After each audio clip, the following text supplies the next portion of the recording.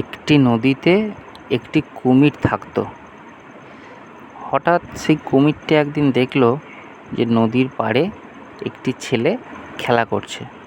ছেলেটিকে দেখে কুমিরটি তার দিকে এগিয়ে গেল। এই যে ছোট্ট বালক, তুমি কি করছো?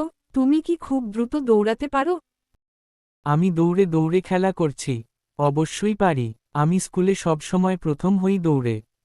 হা হা হা, আমি তো জলে বিদ্যুৎ গতিতে ছুটি। তুমি আমার সাথে পাল্লা দিতে পারবে?